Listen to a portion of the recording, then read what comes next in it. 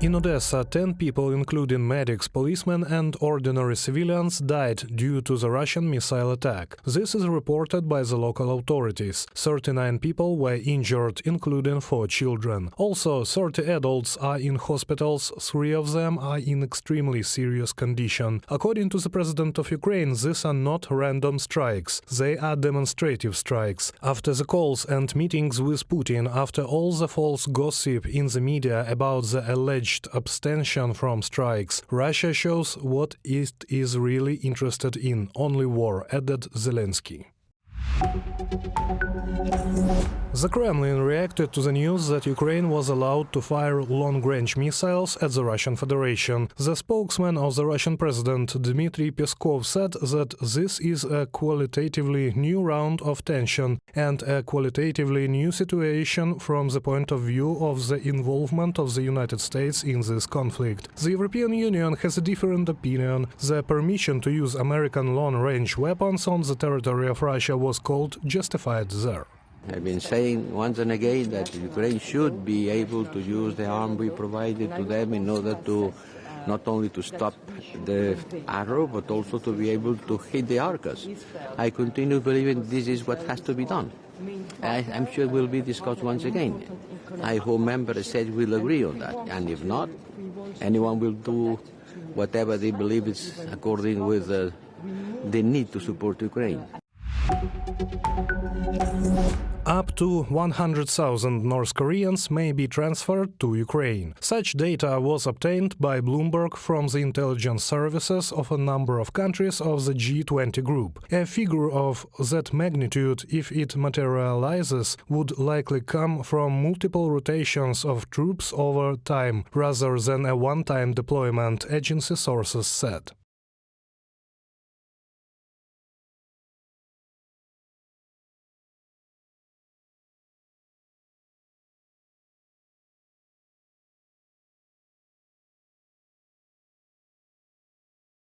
Joe Biden's administration has allowed to use the American missiles ATACMS on the Russian territory.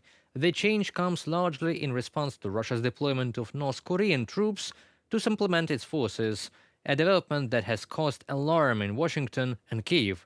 A U.S. official and a source familiar with the decision said the easing of restrictions on allowing Kyiv to use the Army Tactical Missile Systems, or ATACMS for short, to hit targets inside Russia is a significant reversal in U.S. policy and comes as some 10,000 elite North Korean troops have been sent to Kursk.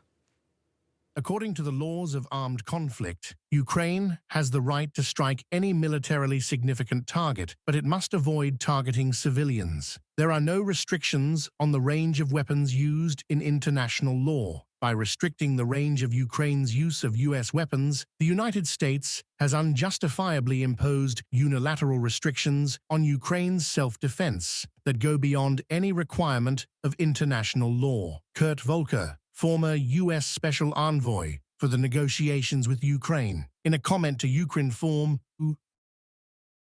President Joe Biden's administration has allowed Ukraine to use U.S.-made weapons to strike deep into Russia. 2 U.S. officials and a source familiar with the decision said on Sunday in a significant reversal of Washington's policy in the Ukraine-Russia conflict. Ukraine plans to conduct its first long-range attacks in the coming days, the sources said, without revealing details due to operational security concerns, from a Reuters publication. And following long months of diplomacy, we have the decision only now. But better late than never. We believe that hundreds of Ukrainian lives will be saved when the missile troops will launch pure loads of democracy into invaders and their North Korean accomplices of Russians. Especially after a mass combined strike against Ukrainian energy infrastructure where Russians used 120 missiles and tens of strike drones. The Kremlin has already promised to answer in a mirroring action. Interestingly, what they mean by it, striking Ukraine with Korean ballistics, they've already been doing it. So we enter this stage of escalation. What next? We shall see. And today in our studio we have Mr. Cormac Smith, former special advisor to the Foreign Minister of Ukraine. Greetings, Mr. Smith. Hello, Pavlo. It's lovely to join you. Thank you very much. And today I would like to talk about missile strikes with you. both the horrific missile strike on November 17th and the recurrent strikes today on November 18th, and the allowance of the Biden administration to hit with ATACMS Russian and North Korean troops in the Kursk region. And to start with, let's talk about the allowance to strike enemy targets deep in the territory of Kursk region. We heard that it was a decision from Washington, but what caused it? Because it didn't seem to be going. Well, look, my view is, and I have been saying this for many, many months, that that Washington would not give long-range permission until after the U.S. election, because I feel there was a fear in the Biden administration that in so doing could possibly harm their chances against the Republicans. Now, that's all history. Donald Trump has won with one of the greatest landslides in American electoral history in recent years, and is now more powerful probably than he has ever been. So my prediction there was correct. And I've got to say two things on that permission. One, I suppose better late than never, but this permission should have been given at least 2 years ago, and these long-range ATACMS should have been provided at least 2 years ago. And if that was done, probably tens of thousands of innocent Ukrainian lives could have been saved. Because all, as you know, Pavlo, all Ukraine has ever wanted to do is to use their long-range Western missiles to strike at military targets from where these murderous rocket attacks are being launched on a daily basis, and you just mentioned some of those, and also elements of Russia's logistics chain behind the front line. The second thing I would say, and I'm still not, maybe you can help me, I'm still not clear on to what extent this permission has been given. They have talked about hitting targets in the Kursk region, but you know, for me, if that permission is not extended to hitting military targets anywhere within range behind Russia's borders, it's simply not enough. Because the main reason for me is to defend Ukraine and Ukrainian civilians and civilian infrastructure and power infrastructure, which Russia is obviously targeting at the moment. So I am very, very clear. This is better late than never. Should have been given probably 2 years ago. But now that it has been given, the handcuffs need to be taken off Ukraine completely, and Ukraine needs to be able to use these weapons to the maximum in the defense of your people. I believe that we will see the strike targets of American ATACMS missiles soon, because, as Reuters publication have mentioned before, Ukraine is already preparing for a strike with ATACMS on the Russian territory. We are also developing our own missiles. As President Zelensky have said in a radio interview, there are 4 types of different missiles that are currently tested to be produced in Ukraine, but it all takes time. Do you see this time for Ukraine right now? Can we still last enough to develop our own weapons to just stop daily glide bomb strikes and ballistic strikes on our territory? Well, you know, as you know better than I do, Pavlo, it's a very, very difficult time for Ukraine at the moment. It is good news that this long-range permission has finally been given. It's also good news that the Biden administration has committed to giving the final, I think it's $7.1 billion in Ukraine, in military aid to Ukraine before the end of their administration in January. But you know, in fact, I joined Ukrainian television the morning after Biden's victory to discuss its implications for Ukraine. And I said then, and I've said a number of times since in other interviews, that I actually believe there could be a silver lining for Ukraine in the Biden victory. And that silver lining takes possibly 2 forms. One, I hope with Donald Trump's threats to pull America out of NATO, that European leaders will finally wake up and realize that Europe needs to stand on its own 2 feet, on our own 2 feet. And, if there's one area and one area only that I find myself in agreement with Donald Trump in recent years, it has been his criticism that many European NATO members have not paid their fair share, paying less than the NATO minimum of 2%. Now, we are seeing some very hopeful signs from Emmanuel Macron in France. We know that Poland is now committed to spending nearly 5%. We know that the three small Baltic states are at either 3%, between 3% and 3.5%. And the new NATO members of Finland and Sweden are both approaching 2.5%.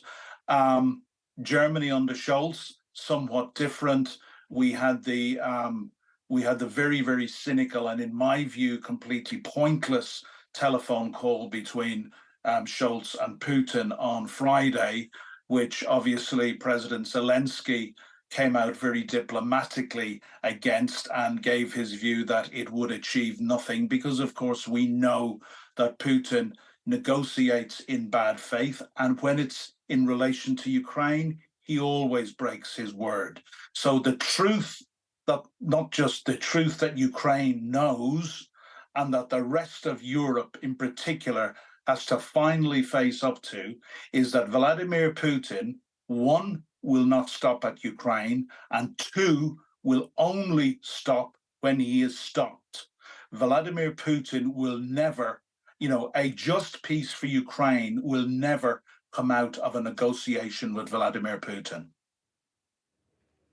That is very reasonable, and we have seen the aftermath of the call between Schultz and Putin on November 17th, mass strikes on energy infrastructure, which were followed today by deadly strikes on Sumy and Odessa on the residential areas with ballistics.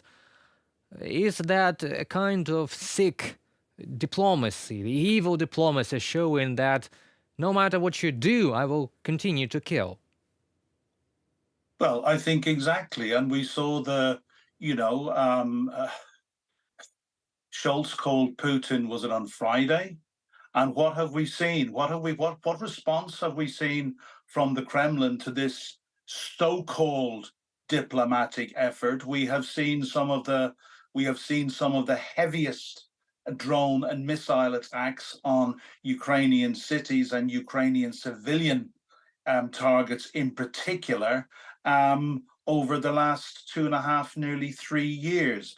And we had Putin's Kremlin spokesman, Peskov, came out only very, very recently and said that they had no interest in a negotiation around freezing the current lines of contact, which, by the way, freezing the current lines of contact for me and for Ukraine should be totally unacceptable. And the question that Western audiences need to ask themselves is this, and it's twofold. It's one, who would be willing to give up 20% of their territory to a genocidal invader simply so they can go on living in democratic peace as is their right? But more importantly, to the same Western viewers and listeners, who would be how many millions of their fellow citizens, be it in Britain, be it in France, be it in Germany or any other country, or the United States indeed, would they be willing to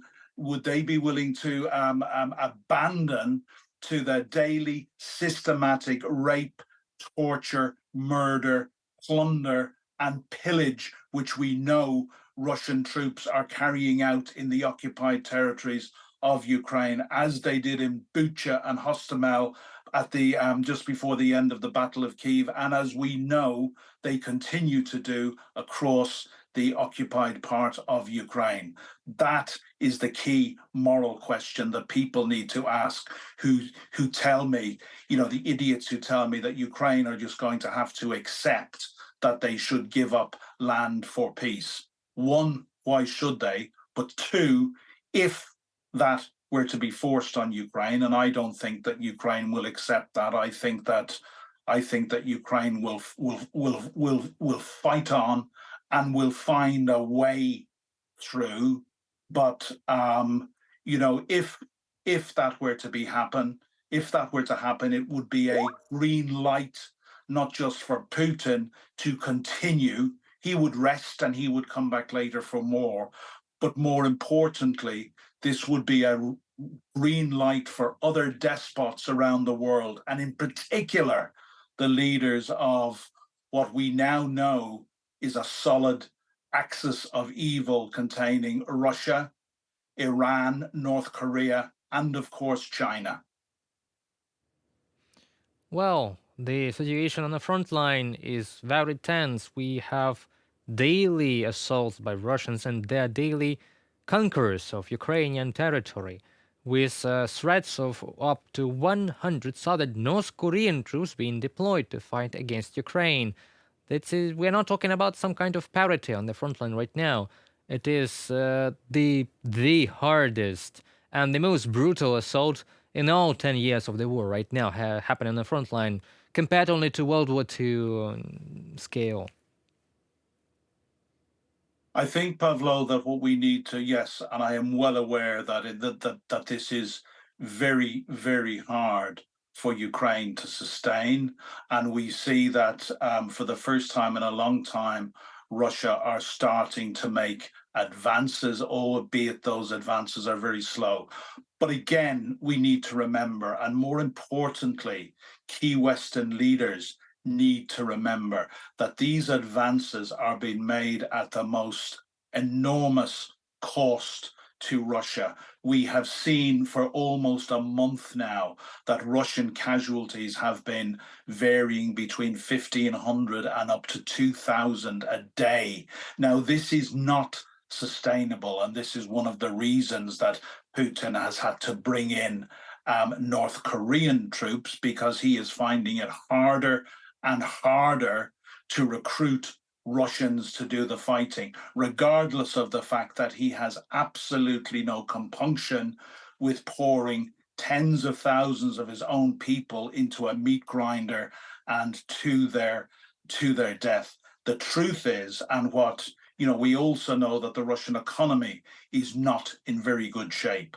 What Western leaders, and the appeal that I would make, is that Russia is probably in a far weaker state than they would like us to realize. And in fighting terms, it is time to put the boot in on Russia. I have been saying this for some time, and that boot, or a large part of that boot, I hope will be the effective use of not just the ATACMS from America, but we are still waiting for word from Keir Starmer in my country and the British government to allow the Ukrainians to use Storm Shadow. Britain, of course, was the very first country to give long-range missiles to Ukraine in the summer of 2023 with Storm Shadow, but with the restriction that they couldn't be used behind Russia's borders. And we also wait for a similar signal from France. Personally, I very much hope that permission will be given,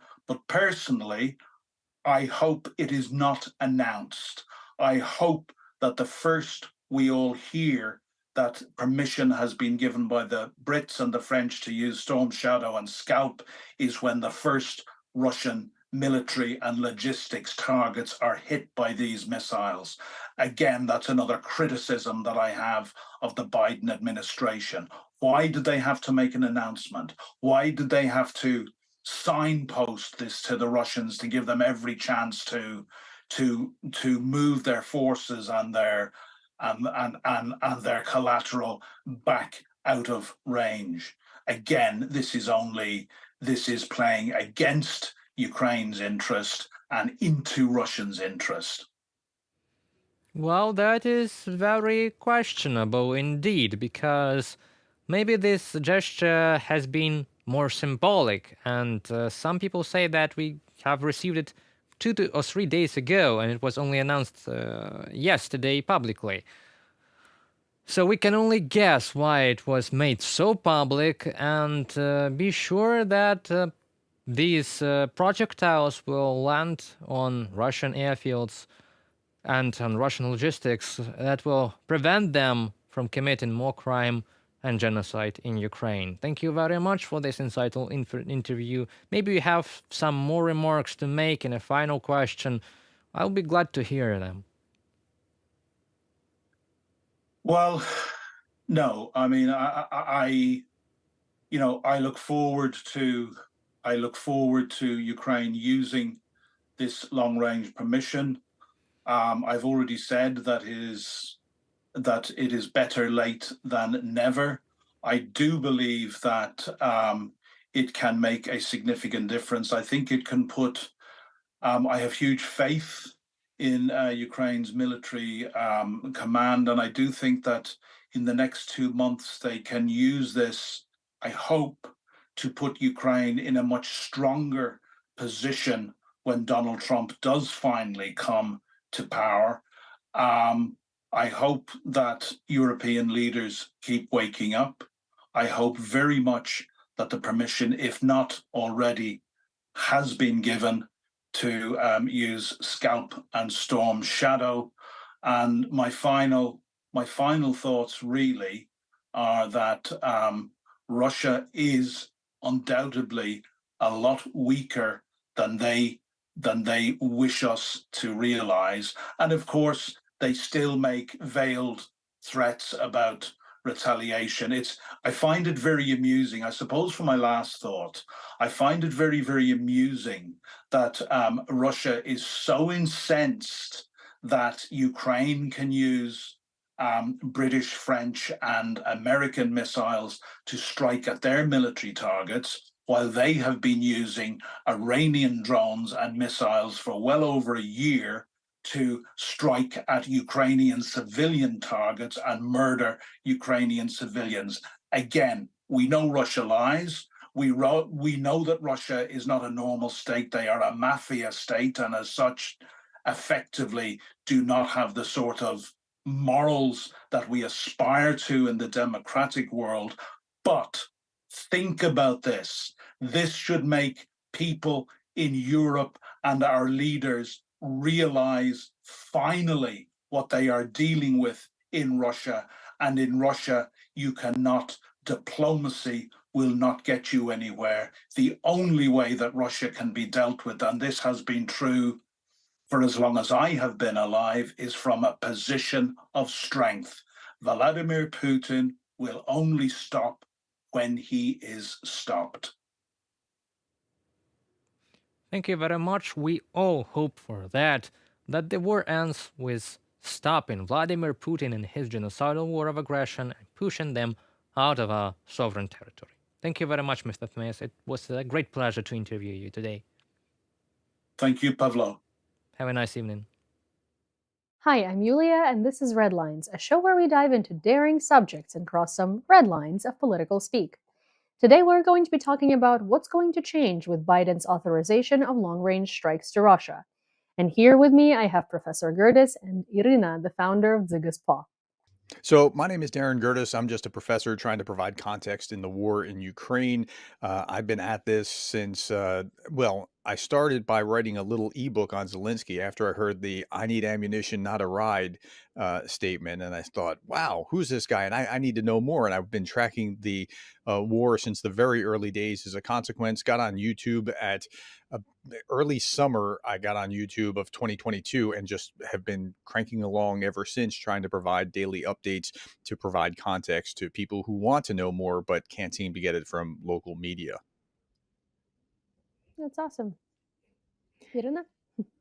Yeah. So I'm Irina. I'm a co-founder and current head of Zigaspa Charity Foundation. And what we do is basically also providing some context on Ukraine, but more from the military perspective, and explaining their needs and how ordinary citizens of the free world, including both Europe and the US, can support the Ukrainian military directly and contribute to this fight. We organize online fundraisers and provide tech equipment to the Ukrainian military directly. It's amazing. I also want to add that Irina's co-founder, also her husband, who was running the charity along with her, is now serving in the front lines as of about half a year ago, right? Or a year ago now. Since August, it's Since been 3 months. Not okay, so I was very wrong on that, but it feels like quite a It only long feels like it, right? yeah, Yeah. yeah. yeah. Especially Well, for it was me, you know. well, they do have a really like Zigaspa, and Dima himself has a very like a big online presence on Twitter, and so I think that it was just very crazy to read. I mean, people go to serve all the time, right? But it's just very crazy to read that someone who's already helping so much with the military felt like they weren't doing enough and decided to enlist themselves, right? Because if I were to say someone's not doing enough, it would definitely not be this couple. So time sort of time is a warp in Ukraine. Yeah, it was a huge dilemma for him, and he was like struggling with it, I guess, since the beginning of the full scale invasion. So it's like, I think many Ukrainians feel like that. And even though we are kind of a special kind of organization approved by the defense ministry, so he could have easily booked himself from drafting or whatever, he decided to do this. And this means a lot to many people. Like, people are just feeling they are not doing enough. And yeah, we just have to respect this. Yeah, it's actually a very interesting feeling that I've heard echoed throughout a lot of husbands of my friends. A lot of them are sort of right now like getting their affairs in order because a lot of the wives are stay-at-home wives. So they're getting their affairs in order for their wives to be able to kind of like exist on their own. And they are, well, as in like while they're away, and they're enlisting in 2025. So I think it's a feeling that a lot of Ukrainian men share right now, where I think my one of my good friends' husband said, I was too scared to go in the first months, and now I have no excuse. So I'm going to go because otherwise I'm just not going to feel like I've contributed enough. Mhm. So that's a very shared sentiment in Ukraine right now. Since we're talking about time, it's been 1,000 days since the beginning of Russia's full-scale invasion on Ukraine today, and this is the day that Biden decided to give us permission to have long-range strikes into Russia. And of course, Russian propaganda is already saying that if American weapons are going to, this is my favorite discovery today, is that if American weapons are going to land on Russian soil, this means war. And I was like, oh, I mean, on the thousandth day of war, you're considering that the war might begin. That's lovely. But yes, the Russian propaganda is very fast to speak about how this is going to be World War III or how this is actually going to start war. What are your guys' thoughts on this? And how do you think these long range strikes are going to help? Ladies first. Okay, fine. So my first thought is, okay, fine, thank you. But my second thought is kind of too late, Mr. Biden. And I don't know, there was a lot of like discussion about the red lines and stuff like that. But come on, guys, it's like, if you read through the lines, read the statement they issued, at least from what we heard from the New York Times, it's like, okay, we are allowed to strike Kursk. And what about the missiles? What about the munitions that we have? We have very little of it. So I'm not quite sure it will make any huge impact, but it's a very good first step.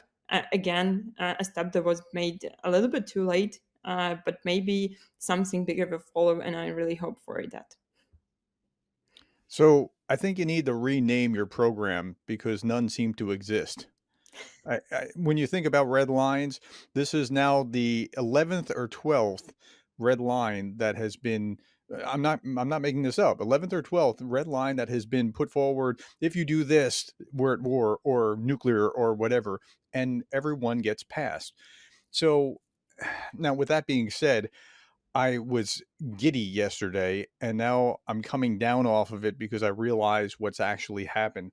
It's like a child who was told in August, we can't afford to do Christmas this year. We can't do Christmas this year. We can't do Christmas this year.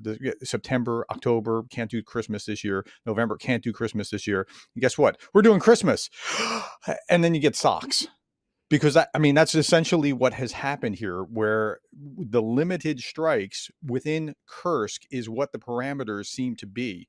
Now, I was like just as happy as anyone else looking at this yesterday, going, "Wow, he's actually done it." I apologized publicly because I said Putin that Biden's not going to allow this, and I said I was wrong. Biden's allowing it. I couldn't be happier about being wrong. However, reading this morning and a sober assessment, he's allowing strikes into Kursk. Now that might expand, but it might not. And if it doesn't, what did it actually accomplish? Right? Like, because we're looking at the range. It can go as far as Moscow if they have this weapon. It can go right.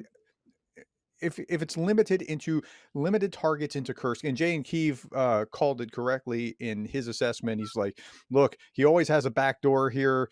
It's limited strikes. Beware. That's right. It's limited. So that's where we are so far. Sorry to be Debbie Downer here. I know I just like popped the balloon, but it's limited. No, I mean, it's always as in, like, anytime anyone is very happy about Ukraine being allowed to do something major, you always got to read the fine print, because without the fine print, because the fine print is where the actual allowance is, right? I don't understand what the point is of having strikes into Kursk. Like, yes, it's going to help a little bit, but also realistically, no one's going to be wasting those munitions that can go that far on Kursk. And we need those munitions to disable airfields, to disable ammo storages. We don't need them to take out, a couple of North Korean soldiers. Its Right. cost efficiency is just not there. And so the allowing us to have long range strikes into Kursk versus not allowing them is basically, it doesn't change a lot. That's correct. It is not changing anything, and the Statements Department has been making strong statements. That somebody renamed the State Department the Statements Department. I think that's right. That's strong statements. We're making strong statements, right? But that's not going to get that $5 or get you a Starbucks, right? So It's a department of strong statements and what are the not high condemnations? They condemn strong condemnations. we're concerned. Yes, strong concerns, strong statements, and strong condemnations. No action.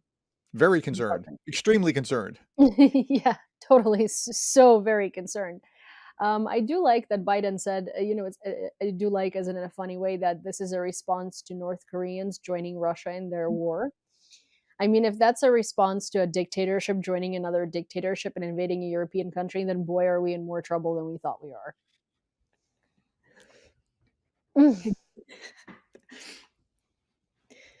Yeah, I just didn't want to interrupt, but I was just thinking, Iran has to be going, you know what? That's not going to cost me anything. I mean, quite literally, because these are just, it's not funny because we're in it, right? But it's funny. It's actually funny. Like, it's a funny response to something this major. Like, if I were a dictatorship and I wanted to invade another country, and I saw that America's response to it is giving that country an opportunity to use long-range weapons to strike a territory they already control. Yeah. It's thoughts and prayers, or what is the newest TikTok concepts of thoughts and prayers. I think that's about as useful as striking Kursk with long-range weapons. The only thing that it does seem to be doing in the political scene and in like sort of the international scene is that the leaders that were just starting to play around with the idea of peace talks again are walking it back, and now expressing their strong support for Ukraine that's unwavering as long as it takes, and issuing their strong condemnations. Yeah. One more point here, actually, I just thought of it, is that, like, okay, we consider this small step. Okay, we're fine. We're thankful for that. But again, they allowed it for Kursk, which means, like, for Russia, this means that maybe there will be some next step that will follow in a couple of months or weeks or whatever. But it just creates a time frame for them to move even farther, even deeper into Russian territory, to move all of their logistics supplies, all of their strategic objects and stuff, to rethink their logistics and stuff to be safe from it. And basically, if the next step follows, it's useless again one more time. If we allow to strike more territories that are closer to us, there won't be any good targets. Well, there might be some, but way less than there could be if we were allowed to do it earlier. Well, it's almost like, if you're playing chess and you're telling your opponent what you're going to do 3 steps ahead, so they can kind of, while you're still thinking of where your game is at, they're thinking about what they're going to do once you accomplish those steps. It's a little, not a little, it's quite stupid. Also, the issue with giving Russia this much time is, like, for instance, we have blackouts back. I don't know if Lviv has blackouts again, but Kyiv does. Like, I was sitting here today without electricity for, I think, 4 hours, which, all things considered, is not bad. Trust me, the 20-hour summer blackouts were bad. This is not bad. This is okay. But the point is that we need to be able to long range strike Russia in order to take out their airfields and their missile depots and ammo depots, because that way they're not going to be able to strike us. And if we can't do that, striking a couple of units in Kursk is really not going to accomplish what these long range strikes are for. They're for protecting Ukraine from being bombed. Like this last night was not last night, the night before last night, it was one of the largest attacks of Russia on Ukraine since the beginning of the war, right? It was 120 missiles and 90 drones. And it was awful. And there are 10 people dead in Odessa. There is so much electrical infrastructure that's been ruined. There's so many, it's not about taking out units, it's about protecting people. And it only cost $1.3 billion for that night's worth of ammunition. Like, I started calculating it, and then I found an article that actually did calculate it. And we're in the same ballpark too. I was happy about that. And so if you know who Secretary Gates is, he was the Secretary of the Defense in both Republican and Democrat administrations, right? And he's famously said that Joe Biden has been on the wrong side of every major geopolitical issue over the last 40 years. Now, I don't mean wrong side like supporting Ukraine, but like his reaction to things is just wrong. Like, and so Kursk only is a feature, not like you're talking about the chess thing, right? Telling them what I'm gonna take here and then I'm gonna jump there. That's a feature, not a bug. So Biden is trying not to escalate by announcing, rather than, like, people were asking me yesterday, like, why didn't they just hit him? Why are they announcing it? Why don't you just do it and get it right? No, because he's thinking if we allow them to do it without announcing and then giving time for the missiles to get there and whatever else, then it could escalate, because they see these missiles in the air and something else bad's going to happen. So they're they just have this sense of, I can't let this escalate. And I'm sure Jake Sullivan and Joe Biden are patting themselves on the back. We did not expand this war. We did not let this go nuclear. But there's another side to that story, as well as what has been devastating Ukraine for the last 1,000 days. Yeah, well, I mean, the thing is, it's funny that they think they did not let it go nuclear, because it's not going to go nuclear. That's like that. I mean, and I say it's in such a flat line because, well, first of all, there are so many issues with it going nuclear, right? And it going nuclear does not depend on the United States. It going nuclear depends on Russia. Whatever the United States does, it's not going to accelerate or de-escalate it. It's all about how Putin feels and what's going on in Russia. Also, there are 10 generals in the chain of command before a nuke ever gets fired. It's not the same as the United States, where you have the red button, the president pushes it, they decide. There are people in line for that. And as much as, Russians don't want to do anything, they don't want to die for Putin. They don't want to do, that's the thing. One good thing we have about Russia is that they don't value anyone. So just because Putin decides to blow up the world, they're not going to do it for him, because they don't love him this much. They don't love their country this much. They're not as patriotic, right? They go to fight because that gives them money they would never be able to make. They it's like everything has to have some sort of everything they do has to benefit them in some sort of way. It's never for ideology, it's never for anything. So you're going to tell me that these people are going to want to kill themselves and blow up the world because Putin decided so, because his ego is hurt? Not going to happen. But also, again, we don't know no one knows what's the state of Russia's nukes. Yeah, that's good. That's a good point. And Yeah, and realistically, they haven't been maintained since the Cold War times. And now, realistically, they will not be maintained because they don't necessarily get enough parts, right? Well, they do. They evade sanctions, but they use those parts to create missiles. And nuclear warheads are really hard to maintain. yeah. So the trick is we just don't know.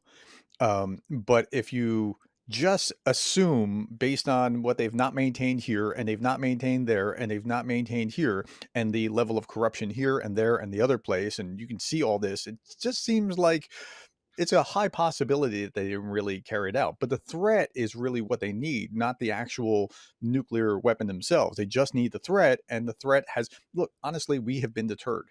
I mean, that's what this amounts to. Biden has been deterred by the threat, and that's all Putin needs. I mean, he actually has been playing his hand far better than we've been playing ours, and that's unfortunate because there are real consequences for that. And then they don't have things on the battlefield, but mercifully there are organizations, this is a setup by the way, there are organizations that have been doing that have been providing these kinds of things. Like, Biggest It's a problem. good call. there you go. Look, make a wish. We both said it at the same time, you know. But yeah, there are a lot of organizations that do a lot of amazing work. And the thing is, in Russia, they don't necessarily have those, and you also don't have access to help with any. I don't know how to like properly put it together. But in Russia, people that are civilian, well, in Ukraine too, obviously, but it's like we have access to military commanders. We have access to talking to the military and finding out what they need. We have like civilian people with their inventions and drones and IT and technology are collaborating on a lot of levels with the military to make things better and run smoother. In Russia, there is a wall. There is a huge wall between civilians and the government.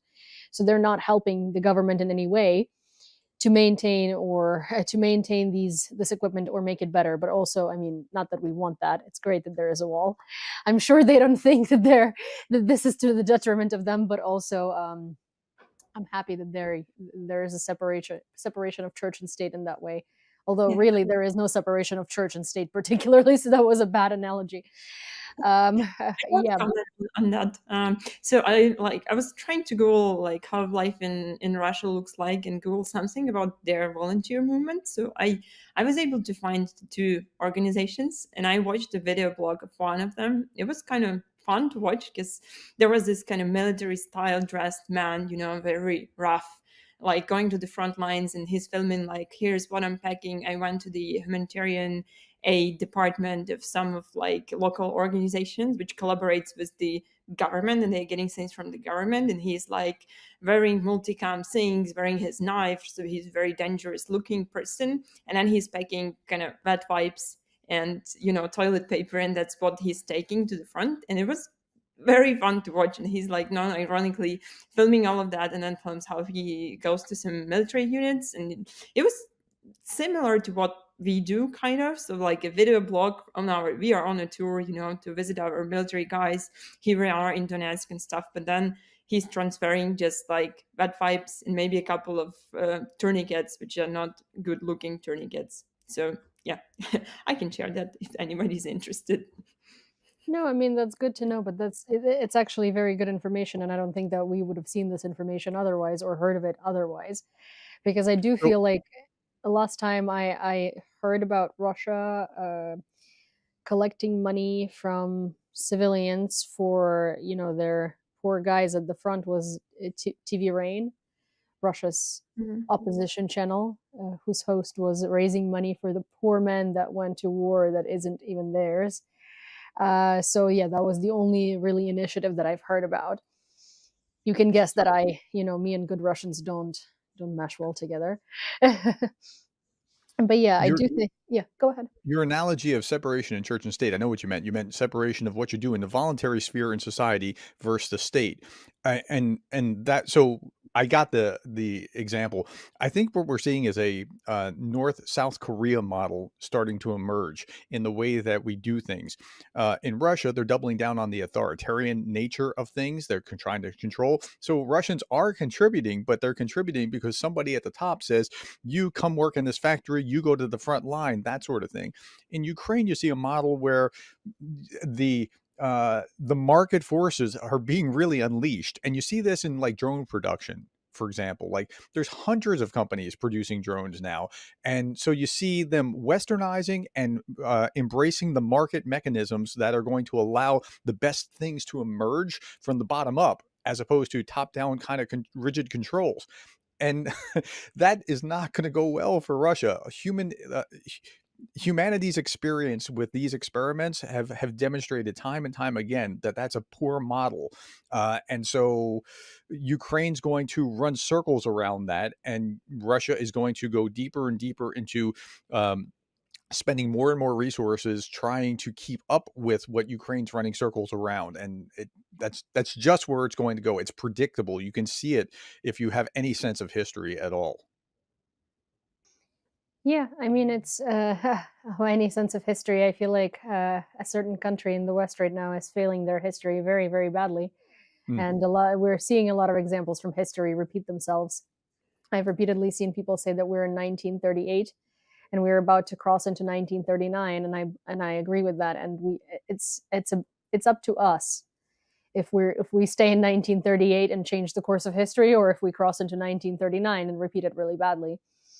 And I feel like what we're doing is constantly we keep stepping on the same steps. But yeah, I mean, I think the conversation of long range strikes is interesting because, of course, like every channel and every political commentator and everyone is going to be talking about it as if it's like such a big deal, when in reality it's really just a formality, because it doesn't allow us to strike what we have been asking to strike this whole time. It's almost like a loophole. Like, hey, we need long range strikes into Russia in order to accomplish what we need to accomplish. You need long range strikes into Russia. Let's do Kursk. And it's Here's two of them. Yeah. You only got 3. Yeah. And it's obvious that we're not going to be using the munitions that we have so little of to strike something that is not going to change a lot for us, which is also really sad. I do hope, though, that this might trickle Germany into giving us Taurus, and this might trickle, Great Britain to push Biden even harder, to allow the Storm Shadow strikes. And generally, I feel like maybe this is kind of what they usually do, where they like tiptoe into something, and then they give you full permission. But yeah, I just wish they didn't do that in this situation, because that gives Russia time to maneuver. So they're certainly not being rash in any way. Last Thanksgiving, instead of watching football, I watched a 3 or 4 part documentary on the breakup of the former Yugoslavia and how everything went with the Bosnian War and that sort of thing, because I'm kind of nerdy like that, right? So it was the same song, just a second verse, or Ukraine is the same song, second verse. They were just too hesitant, too slow, didn't provide things, didn't, that they just didn't know what they were going to do and didn't want to misstep. And we're doing the same thing now. It's like we just don't learn from history. We never do. And I really don't, know what it should take for the Biden administration, I guess, in the next however little they have left, which I find so funny, because they say that they're going to do everything possible to set Ukraine up for success in 2025 before they leave. And then they don't do anything. They don't do anything different, because everything possible to set Ukraine up for success in 2025 is letting us strike back, but letting us strike back where we think is appropriate, not just Kursk. Yeah, So, and yeah. frankly, if you wanted to make sure that you were setting them up, you would take the gloves off in a significant way, which would make it very hard for Trump to put the gloves back on Yeah. without looking like he's weak or soft or bowing Yeah. to Putin or something along those lines. And that's just, I was hoping that's what was going to happen. That's what it looked like. And then I went, oh, that's why I'm saying the socks for Christmas kind of analogy. It was so deflating when I realized, oh no, that's what it actually is. And Well, we still have a little bit of time. Let's give them a chance. Yeah. that is true. I mean, we need optimism, but I mean, we need optimism. We also need a healthy dose of of giving them a kick in the butt, for lack of a better explanation, for lack of a better word. I think it's really necessary to. I don't want to say fight, but fight the Biden administration right now, and really talk to them, and really try and and reason with them, because we don't know what's going to happen when Trump gets into office. We don't know if we're even going to have the ability to long range strike, because he can walk it back. And while Biden thinks, and while Biden evaluates, and while they try to decide if we should be able to strike into other areas of Russia, Russia is just taking that time to take that information and make do whatever they need with that information, that benefits them. So if you were Putin right now, would you be confident or not confident about your position?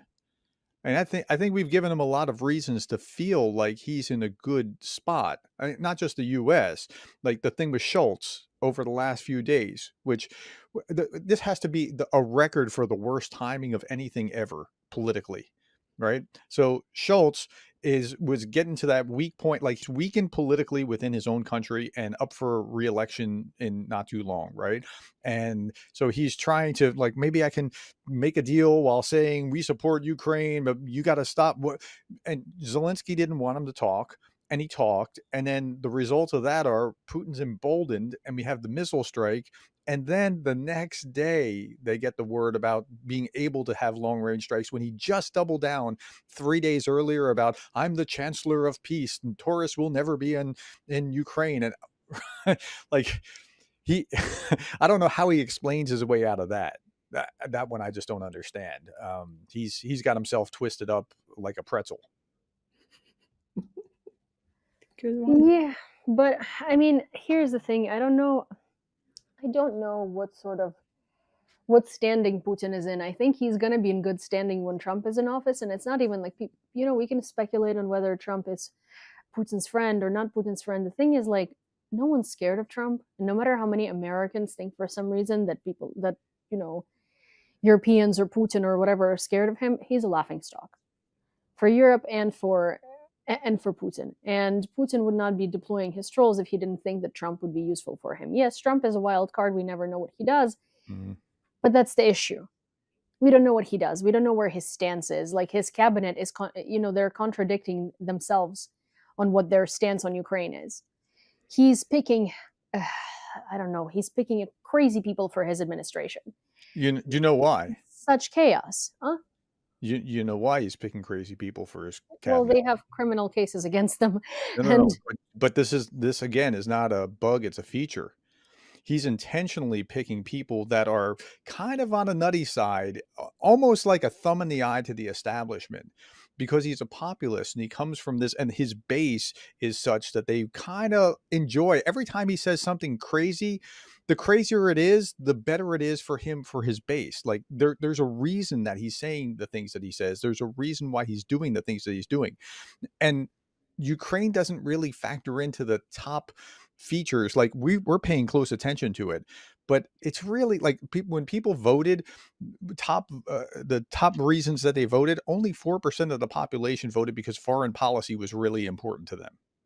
So there are all kinds of other reasons that that are in play. And if you understand that all those domestic issues are far more important. So, for example, appointing Gates, who I think is terrible, I hope that the Senate doesn't confirm him, but appointing him to Attorney General, that's nuts.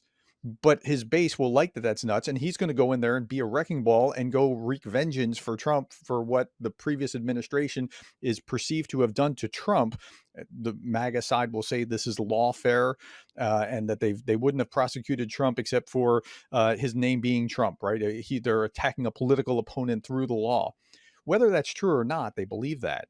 And the other side, of course, says that, well, of course he did this. Sure. Yeah. Let's say he did.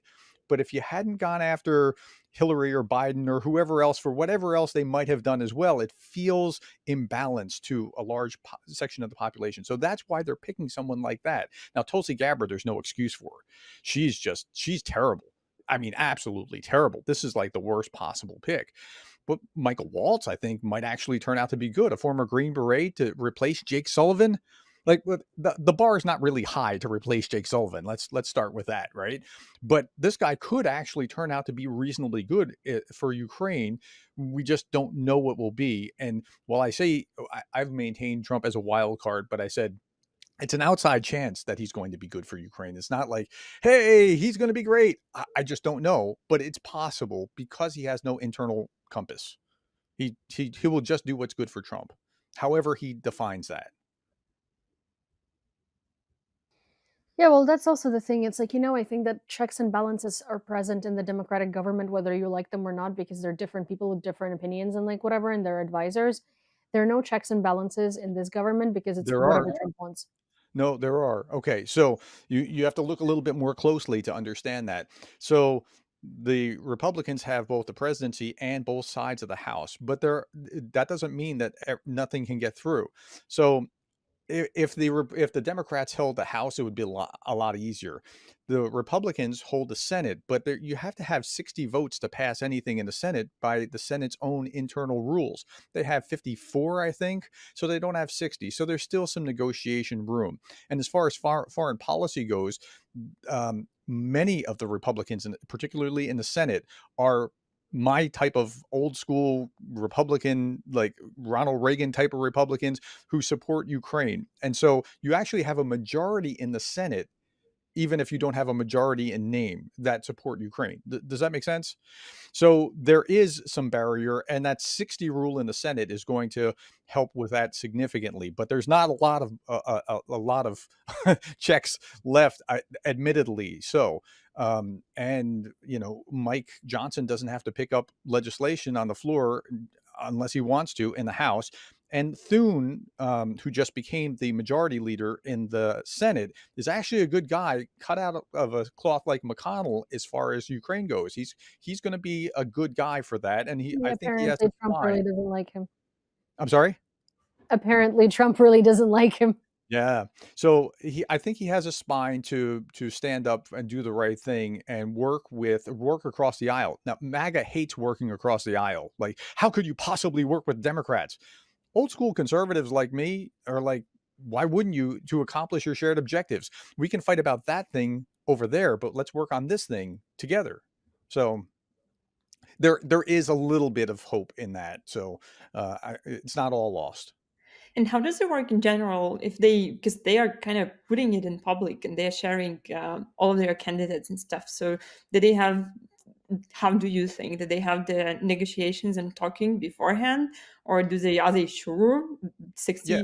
they'll get 60 votes, or it's kind of they are not sure and they will kind of are ready to switch the candidate if something goes. Yeah, so if you're talking about nominations, that's different. Not 60 votes is for regular legislation, but for nominations, I believe it's a simple majority. But there are enough old school Republican, like Reagan Republican types that I think could say, you know what, this one just stinks too much. I can't vote for that, or they just won't show up. And then you don't have enough to actually do it. So it's possible. It's unlikely that many will be opposed like that. But I think Mhm. Gabbard and Gates are the two, maybe even RFK Jr. are the three that may very well be. Like it's almost embarrassing, right? That did you put Almost? that guy?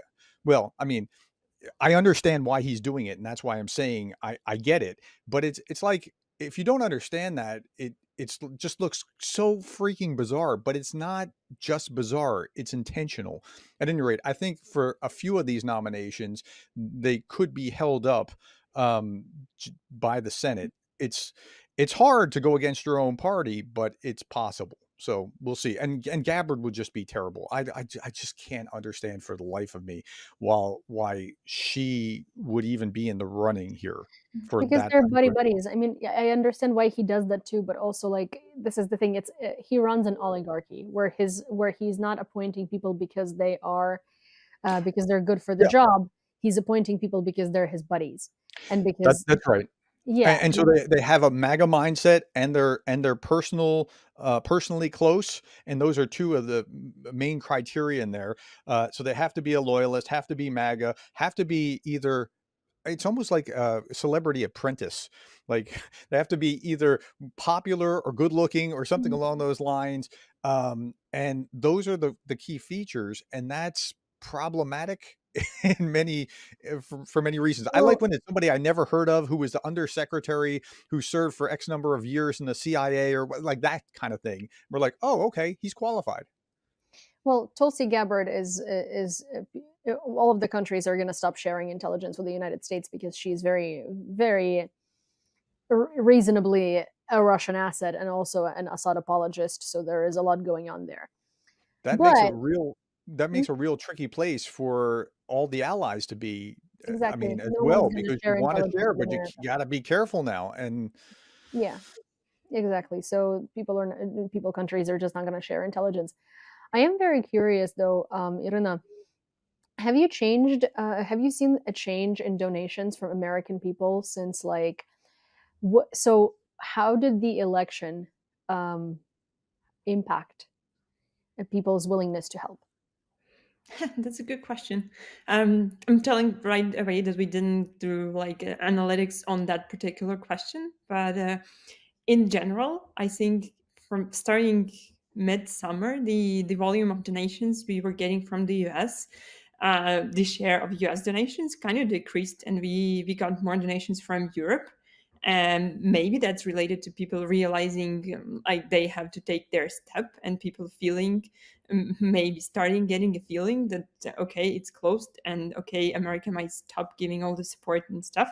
So that might be connected. But in general, at least from what we saw from the comments, we were getting donations from both like Democrats and Republicans, and people were just writing along with their donation as a comment like, I was supporting you before and I will continue to support after. Okay, I'm hoping for like Kamala to win, but if anything happens, I'll support you. And people who were voting for Trump, they're particularly like they wouldn't write it in their donation comment, but you could read that. But they still were like, I'm not sure about what's going to happen, but this is my personal thing, and I do it like on a personal level, and I will continue doing it. And that's a very good sign and message. And we on the election day and afterwards, we got like a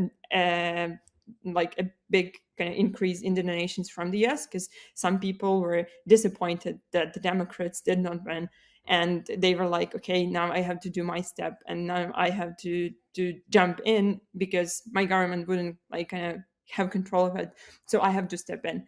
So in general, I think the election kind of mobilized people, mobilized the crowd, both in the US and in Europe, because people were started to feel responsibility on personal level, and they, even with small donations, they want to contribute more.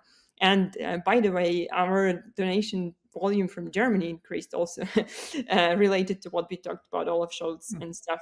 And this is interesting because we didn't have it big, but we had a couple of campaigns and people started to donate, and it's impressive what they write in their comments. It's really like, we are very disappointed about what our chancellor does, and we really like to do something. I know it's like it's not much, but I will do it. So it works for the crowd, but of course the volumes we need are way more than what we get. What is, please forgive me, but I just don't know. What did the donations go most toward? Like, did they target the donations toward this item or that item more than others? Yeah, so our main direction is drones. So we buy reconnaissance drones and strike drones like FPV drones and Mavics and Ukrainian-made reconnaissance drones. So far, we've invested more than $1 million in that throughout the last 2 years. And it's more than a half of like our total volume. And then our second direction is communications. So it's radios, encrypted radios like Motorola's and stuff like that, and Starlinks. And some alternatives we are now starting to get for Starlinks in Ukraine. It's also an interesting topic. So throughout the last 2 years, it was more about just Starlinks. So we did around 500 of them, I think, and we support different units on the front line. We worked with more than 100 units, and per month it's typically 20 to 30 different units we get the aid to, depending on their requests and depending on if they are present in the media, if they have their own ways to raise funds, or if not. So we typically focus on supporting, old school mechanized brigades who are doing the heavy lifting, but who do not have, fancy young people who could do media, social media marketing, TikToks and stuff to raise money for themselves. So we try to support units like this. And yeah, so drones, communications, and then power equipment just to be autonomous with power stations, generators, and stuff like that for the drone crews, and again for the artillery groups and for mortarmen, whatever. It's almost hard to imagine sending an army into battle without stuff. Like just from an American mindset, like I can't imagine. So I only spent 2 years in Army ROTC, right? But everything in our system, and this hurt when we had NATO training for Ukrainians. You're expecting combined arms operations to support you, but if you're sent through a minefield without that combined arms, without the air cover, without that sort of thing, it just doesn't work, right? So okay, you run into this problem. Lay down suppressive fire. The assumption is you have the amount of artillery or ammunition to have the suppressive fire. Like our mentality is just, of course you have it. Where it's hard to imagine that you're without this or that or the other, and you have to raise money for it. And so, God bless you with the work that you're doing. Yeah, thank you. Yeah, the reality is that you don't have the the combined groups and stuff. The reality is that you're driving, an old school Ford Ranger made 15 years Yep. ago without any like protection, like additional metal plates or something, and you're just running it through a minefield and occasionally run into a mine, and that's kind of it. So Yeah. yeah, unfortunate. Yeah. Well, I don't even know how to summarize today's conversation other than, a little too little, a little too late, or Mm. a little too little, a lot too late. And I really hope that, that's going to improve and we're going to be.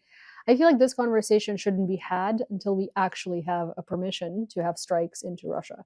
Because right now, this is a permission to strike into Ukrainian held territory that we're holding because Russia occupied us, and it's not necessarily the same, and it doesn't necessarily accomplish why we were asking for these not necessarily doesn't at all accomplish why we were asking for these strikes.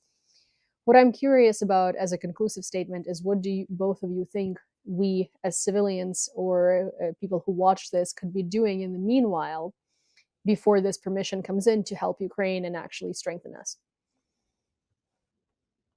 Ladies first again. That's a good question.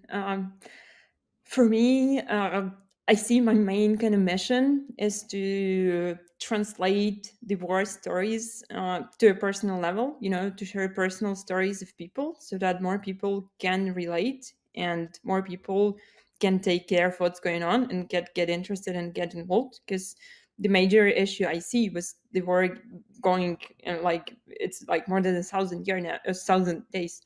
Sorry, now is the it's all converted into numbers, and numbers are not emotional, so to say. So people just see here is the number of people killed, here is the amount of civilian losses, and this doesn't touch you. And we need public attention to drive political decisions, and the public attention is generated by the public. So as to me, I'm trying to spread these stories of people who are fighting in here, who are doing this fight for the whole world, basically, and trying to translate their language to the language of an ordinary citizen of, again, the US or European citizen, and so that they can relate to our stories and understand that we are basically same people who could have been living their best lives, having a profession, going to work and feeding the duck and whatever, but we are doing a different thing, and this could come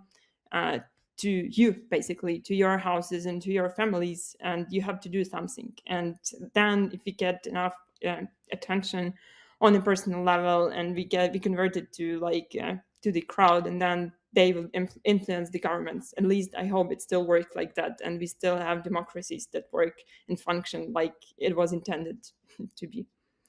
So I would say you do what you can. She was saying raising awareness. This is all I am able to really do. And I think I can address things in a way that makes sense to people and simplify complex issues. So I'm using the skill set that I have. Now I can't do what she does. What she's doing is awesome. But I have worked with Greg Terry, who has been, we've raised hundreds of thousands of dollars for mostly medical aid for soldiers and armored ambulances and things along those lines, right? Like my heart is trying to keep these Ukrainian soldiers alive. Like there's and different people have different things that they want to give to, and so wherever you feel like you can contribute wherever you can. So while I would probably be terrible at what she does, I can do what I can, and everybody listening has their ability to listen, spread information, give whatever it is, and we just have to find our place in a line. Agreed. I think, well, if you can donate, please donate. If you can't, if you can or you can't, spread awareness. But if you also can donate, please do donate. But I would say please don't donate to large organizations like the ICRC or, you know, literally any organizations that deal with like world disasters, a lot of world disasters, different disasters usually. That money goes more towards paying salaries than it does towards actually helping people out. So do find organizations on the ground in Ukraine like Zigaspa and do donate to them, because you can also track your donations and you know exactly what your money accomplished. And write to your senators, especially now, and please tell them to press Biden, because he only has like 45 days, and that's not that many days. Yep. Well, thank you so much, guys, for joining me today. I really hope to see you here again. I know I will see Professor Gerdes, but maybe I will see Irina here again as well. Well, hopefully this conversation was useful to you and opened your eyes to some problems that exist and some problems that are not going to be solved by this decision from Biden. If you enjoy conversations like these and would like to hear more of them, please don't forget to subscribe to this channel. Also, do give this video a like and send it to a friend, because you never know who also might enjoy them. And of course, leave a comment, because I read all of them and I'm always very interested in what you have to say. Till next time. The Ukrainian military struck the 67th arsenal of the main missile and artillery directorate of the Ministry of Defense of the Russian Federation. Andriy Kovalenko, the head of Ukrainian Center for Countering Disinformation, informed. There were artillery munitions, including North Korean ones, for their systems, anti-aircraft missiles and ammunition for MLRS. Ukraine plans to produce 3,000 cruise missiles in 2025. President Zelensky announced this during a speech in the parliament. In addition, next year Ukraine will produce at least 30,000 long-range drones. Zelensky also mentioned rumors about the need for elections. According to him, Ukraine cannot hold elections until the end of the war against Russia.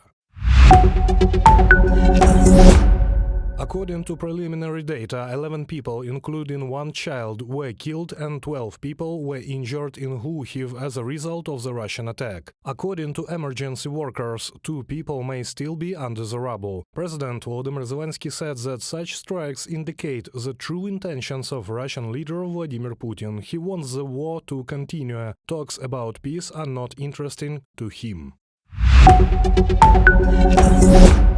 Dispersal of the protesters' tent city in Tbilisi. On the night of November 19th, the Georgian police pushed back the protesters from the territory adjacent to the Tbilisi State University. The police cleared the roadway of tents, barricades, parked cars. After the demolition of the tent city, detentions of activists began. As Echo of the Caucasus reports, the police acted quite harshly and there are injured. The exact number of detainees and injured is still unknown. The oppositionists set up a tent city on November 17th. They demand new parliamentary elections.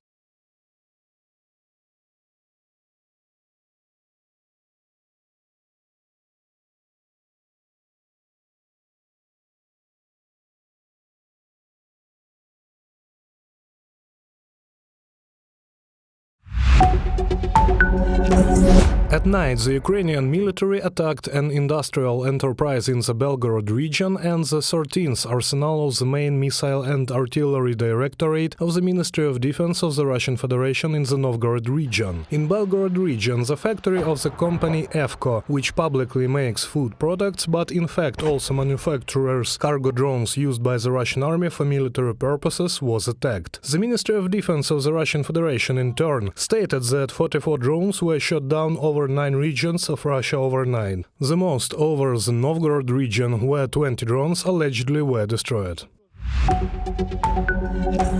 Following the American diplomats who on the morning of November 20th reported the possibility of a significant air attack and closed the US embassy in Kyiv for that day, several more diplomatic missions, Spain, Italy and Greece, warned about the danger. The closure of embassies in Kyiv is due to the threat of a combined attack by drones and missiles.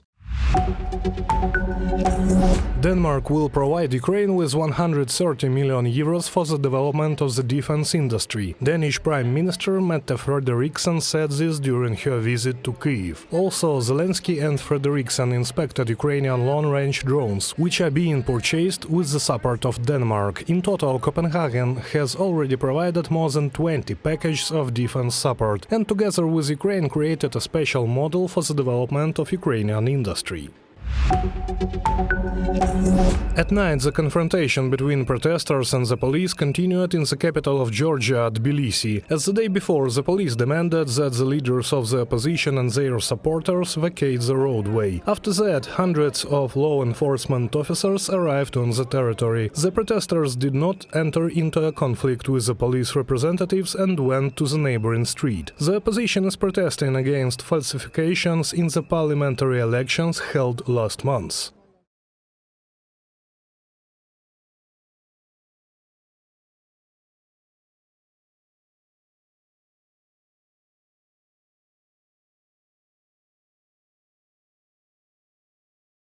And to the question of strategic strikes. Ukrainian forces struck a plant in Russia's Belgorod Oblast that produces cargo drones for the Russian army. Additionally, a weapons depot in Russia's Novgorod Oblast was also hit. The United States has authorized Ukraine to use British Storm Shadow missiles to strike deep into Russia too, The Times reports, citing its sources. The newspaper points out that British Prime Minister Keir Starmer's position on the use of Storm Shadow missiles has recently changed. He was previously against it. In early November, The Telegraph wrote that Macron and Starmer would try to persuade Biden to grant permission for one last time, because the United States was against it. Let's recall which cruise and ballistic missiles does Ukraine have in its arsenal. The most damaging are, of course, ATACMS with cluster warheads, anti-compound Storm Shadow and Scalp missiles, as well as domestic Neptune, secret at the moment Polyanitsa cruise missile, and Rim-2 ballistic missile complex. Also, several powerful Soviet missile complexes are still at Ukraine's disposal, possibly enhanced S-200 missile and operational tactical complex Tochka. Another day of escalation, as Russia has been ruthless in its missile strikes against Ukraine since day one of the full-scale war. The Ukrainian side has been gathering the required arsenal for almost 3 years and waited for the permission to use it. And let's not forget the incredible ability to adapt, develop asymmetrical decisions in the struggle to survive that Ukrainian developers have demonstrated over the period of this war. So we shall see. And that's it for today. The war continues for already 1,001 days, and the Russian war lasts for 3,926 days. Let's remember that. Your support matters now as never before. So stay safe, share this video, and support the truth. Goodbye.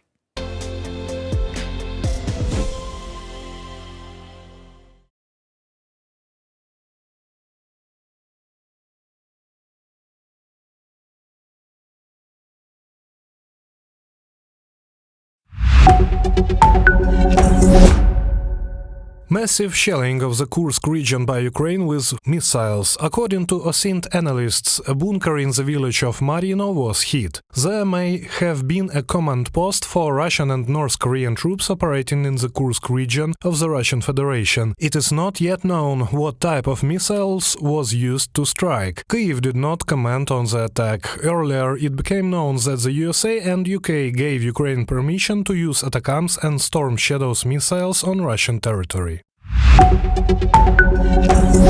Two countries announced new aid packages for Ukraine. The United States provided $275 million in military aid. The package included ammunition for HIMARS systems, 155mm and 105mm artillery ammunition, 60mm and 81mm mortar mines, drones, Javelin and AT-4 anti-tank systems, and TOW anti-tank missiles. Germany also provided a new package of military aid. It included ammunition for the Marder BMP, 47 MRAPs, 4 Panzerhaubitze 2000 self-propelled guns with spare parts. In addition, Germany transferred 41,000 artillery ammunition and others.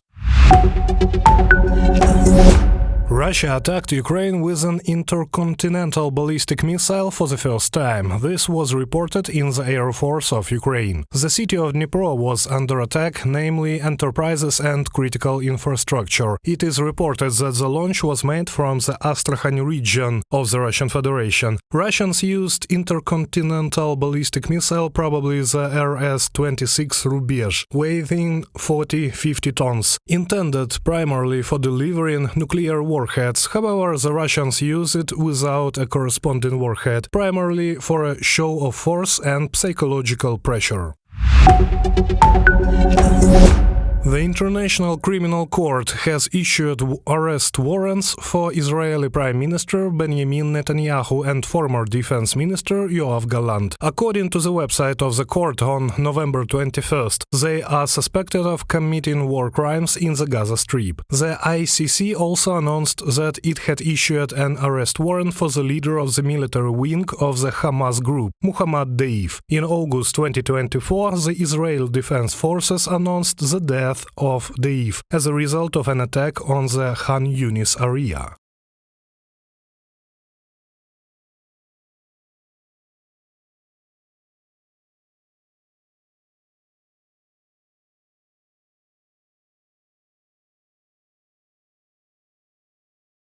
The fact is, Biden let Ukraine use ATACMS, which have a range up to 190 miles.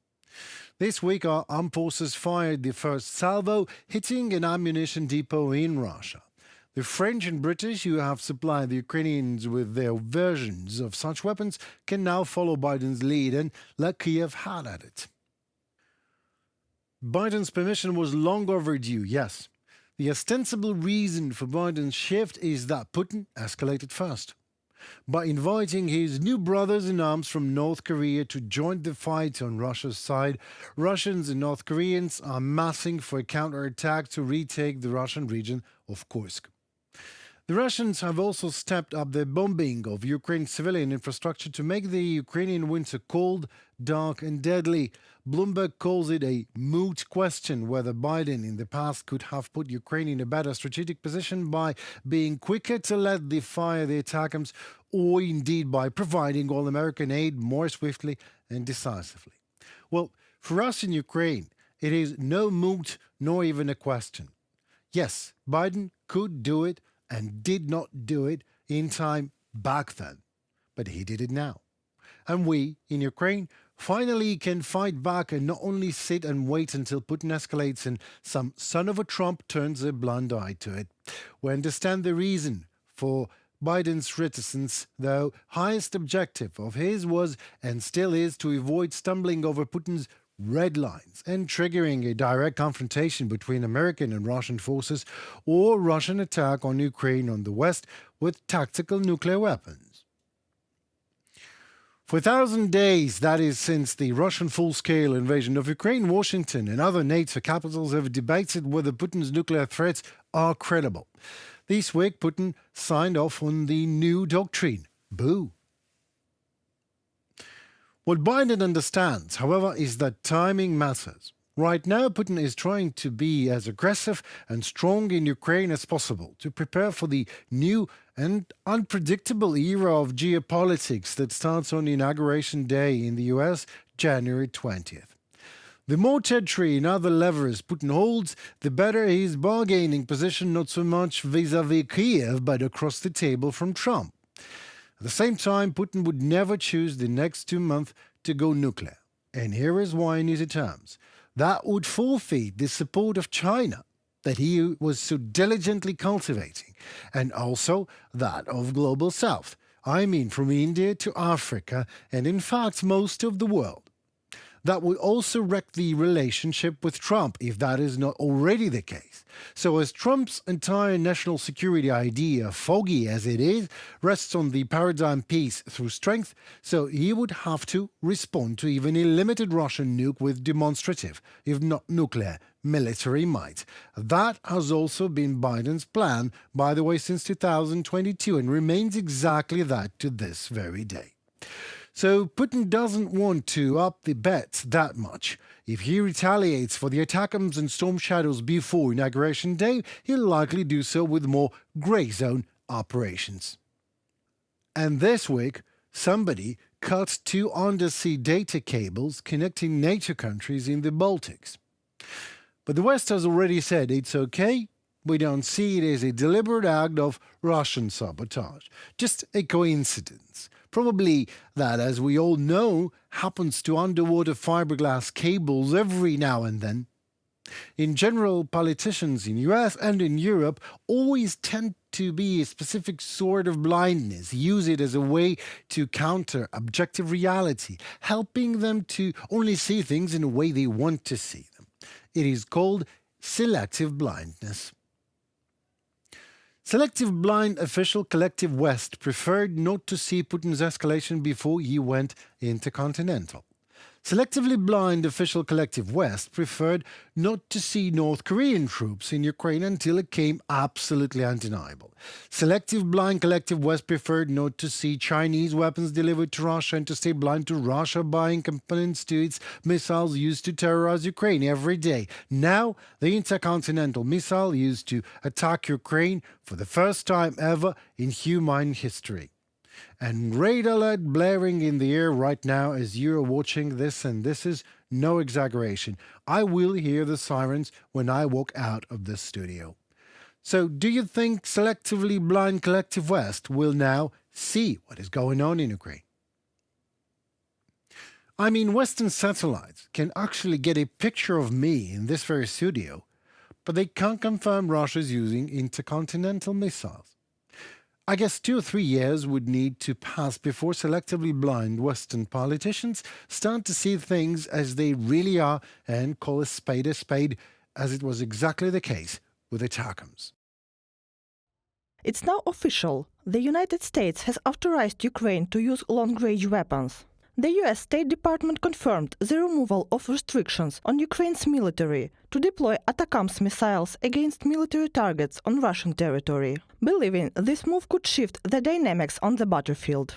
The weapons President Biden authorized Ukraine to use will give it more capabilities to defend itself and hopefully make the Russian Federation understand that using force to seize Ukrainian territory will not succeed. This might prompt Russia to negotiate peace or, better yet, withdraw from Ukrainian territory entirely. It is up to them whether this war continues or not. Brian A. Nichols, Assistant Secretary of State for Western Hemisphere Affairs, in an interview with the All Global newspaper. European countries may soon follow the US example. According to Joseph Borrell, the EU's High Representative for Foreign Affairs and Security Policy. After long discussions, President Biden authorized the use of a long-range weapon until 300 kilometers inside the Russian territory. That's a very good news for the Ukrainians. They have been asking for that. Now the US has granted this permission. In Europe, it is the national competence. Some member states are already doing that openly. Others they are doing without saying, and others, yesterday, they said nothing. But I'm sure that they will follow the example of the US in order to allow the Ukrainians to use their arms to fight against the Russians inside Russian territory, because it is from the Russian territory where they are being attacked. And it is fully in accordance with international law. French President Emmanuel Macron and Polish President Andrzej Duda have both expressed support for the US decision, with Duda calling it a potentially decisive moment in Russia's war against Ukraine. Ukrainian President Volodymyr Zelensky has also highlighted the significance of long-range capabilities. Regarding long-range weapons, we are working to ensure that all countries support this capability. After recent discussions about nuclear threats, I think it's time for Germany to also back these decisions. Now that we have commitments from key countries, it's crucial to couple them with the necessary resources to reduce Russia's military potential. Meanwhile, the Kremlin wasted no time responding. Vladimir Putin approved a revised nuclear doctrine, signing a decree on the foundation of state policy in the field of nuclear deterrence. The new policy allows Russia to use nuclear weapons in response to aggression by a non-nuclear state, if supported by a nuclear-armed state. This specifically includes large-scale drone attacks. This is about nothing, really. Why? Because Russia has already repeatedly used weapons, including against territories that, according to its constitution, are recognized as its own. It's also widely acknowledged that Russia missed the window for potentially using tactical nuclear weapons against Ukraine. Strategic nuclear weapons aren't even part of the conversation anymore. Furthermore, Russia's key allies and partners, most notably China and India, have repeatedly warned Moscow against using nuclear weapons against a non-nuclear state. Experts believe that granting Ukraine the green light to use long-range weapons on Russian soil could significantly reduce the intensity of fighting along the front lines. Now, with the authorization for Ukraine to conduct preemptive strikes, the situation changes. This primarily involves tactical and ballistic missiles, which can be used to prevent the accumulation of reserves, manpower and equipment close to the front lines. Additionally, strikes on operational rear areas can disrupt Russian logistics significantly. This capability could impact the intensity of fighting and lead to the destruction of critical logistical hubs. It's worth noting that report of President Biden's approval for Ukraine to use ATACMS missiles surfaced as near as November 17th. The New York Times reported that Ukraine is likely to deploy these weapons against Russian and North Korean forces in the Kusk region to defend Ukrainian positions. Reported by Bastun Katerina Yulia Granovska, UATV News.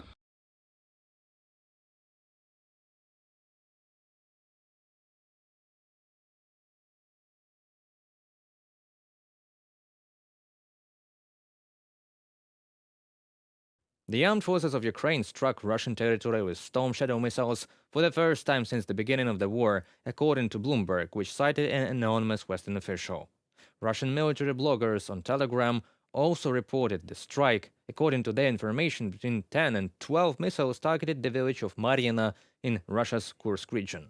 Earlier, the governor of the Kursk region, Alexei Smirnov, stated that air defense systems had intercepted 2 missiles over the region without specifying their type. The Ukrainian military outlet Defense Express reported that the target of the strike could have been the historic Borytyansky manor, which, according to Ukrainian journalists, now allegedly houses a command post for Russian and North Korean joint forces. Videos shared on social media by eyewitnesses show an area resembling the groups in front of the manor, accompanied by a series of loud explosions. And shortly after the official green light from the US and UK to use their missiles against Russia, an unknown missile, probably intercontinental or medium-range ballistic, hit the Ukrainian industrial heart, city of Dnipro. Analysts assume the RS-26 Rubezh missile could have been used. It is believed to include 6 independently guided warheads, each capable of hitting a separate target. The ICBM is primarily designed for nuclear strikes. RS-26 Rubezh is launched from a self-propelled 12x12 platform, has 3 stages, a launch weight of up to 50 tons and warhead weight of up to 1.3 tons, a flight range of up to 6,000 kilometers. Its circular error probability is up to 150 meters. In his address, President Zelensky stated that Putin is testing the West's endurance and response with such provocations. Сьогодні ж наш божевільний сусід вкотре показав. Our insane neighbor has once again shown what they truly are, and how they despise dignity, freedom, and human life itself, and how terrified they are. So terrified that they are already using new missiles, and they are searching the world for more weapons, first in Iran, then in North Korea. Today, it was a new Russian missile. All the parameters, speed, altitude, match those of an intercontinental ballistic missile. All expert evaluations are underway. Obviously, Putin is using Ukraine as a testing ground. Obviously, Putin is terrified when normal life simply exists next to him, when people simply have dignity, when a country simply wants to be, and has the right to be, independent. According to one US official and two anonymous sources, Washington viewed the sending of DPRK soldiers to Russia as a serious escalation that needs to be responded to. That is why the permission to use long-range weapons was a signal to North Korea that its military cooperation with Russia was unacceptable, as well as an attempt to prevent Russian troops from pushing the Ukrainian armed forces out of the Kursk region. Ukraine's intelligence directorate, or GUR, provided details on Friday, 22nd November, about the new ballistic missile that Russia fired at Dnipro the day before. According to them, the Russian army used a ballistic missile probably from the Kedr mobile missile system. The Reuters source also suggested that this decision by the Biden administration to provide long-range weapons and let them strike could lead to further escalation of the conflict, and the demonstration of power by the Russia was to strike against Dnipro with the ICBM on November 21st at night. And more about the missile escalation from both sides, as well as significance of symbolism for the Russians in their strikes against Ukraine, we'll talk with Serhiy Sumlenny, Eastern Europe politics expert, founder of the European Resilience Initiative. Greetings, Mr. Sumlenny. Thank you for having invited me today. Thank you for coming. And my first question will be quite obvious about the missile escalation. Just a couple of days ago, we have heard about the Biden administration green light to use Western-made cruise missiles and ballistics against Russian targets. We have heard about an alleged strike on Russian and North Korean compound in Kursk Oblast. And on the night of November 21st, apparently, Russia, for the first time in the history of humanity, have used an intercontinental or medium-range ballistic missile with multiple warheads against a civilian city. What do you think about that?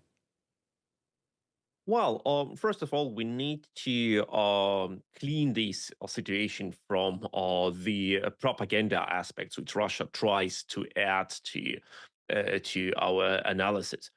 And I don't see that any strike by Storm Shadow missiles against targets in Kursk or Bryansk region would have changed something in the legal and fair Ukrainian self-defense in accordance to the UN Charter. Look, from the Russian point of view, Ukraine strikes all the time Russian territory. Russians claim Zaporizhia, Donetsk regions, Kherson regions of Crimea to be their own territory. And Ukraine strikes these regions regularly with the missiles. After that, the internationally accepted parts of Russia Federation, like Kursk region, are under Ukrainian legitimate and internationally legal attack using Western weapons since 3 months. Western tanks and Western IFVs are being used to legally occupy parts of Kursk region in accordance to UN Charter and right for self-defense. And that was not a reason for Russia to send additional missiles to Ukraine. So why did Russia use this terrible weapon, this weapon designed for bringing nuclear warheads to enemy territory? Why did Russia use this missile against a Ukrainian city? Once again, I need to stress that all previous attacks by Russia using cruise missiles or ballistic missiles against Ukrainian targets were absolutely illegal. But why did Russia use now this intercontinental or mid-range ballistic missile? I believe because the real addressee of Russia's statement is not Ukraine and not Kiev and not President Zelensky, but it's Washington and Berlin and other Western capitals, because Russia knows how to play the Western fear of nuclear confrontation, and Russia has deliberately used this missile, which is designed only and solely for one purpose, to bring nuclear warheads, to say, look, we can launch such things. What do you think about it? Maybe you better stop. And why Russia does it? Because I think Russia fears of its own defeat, and Russia tries to push now to the limit where the West will have so much fear that the West would stop supporting Ukraine. That's only Russia's hope. And maybe it was a symbolic act, an ill act, because on November 21st, Ukraine celebrates the anniversaries of both the Orange Revolution of 2004 and the Euromaidan 2014 revolution. Both of these events were to bring Ukraine out of the sphere of control of Russia and to support our European integration aspirations. Maybe it's their ill way of saying, look what you got if you want to leave us. Of course, for Russia, we know that symbolism of such attacks is something which they always think about.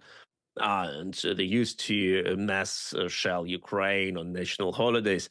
And that brings like an additional feeling of success of the strike for them. But I would not say that it is like the most important reason or like the main reason for them to strike Dnipro with this missile. The important thing is, and what really makes sense for them, and all other things are just like dressings for these attacks, is they want to provide the West with a message which will make the West tremble, as they hope.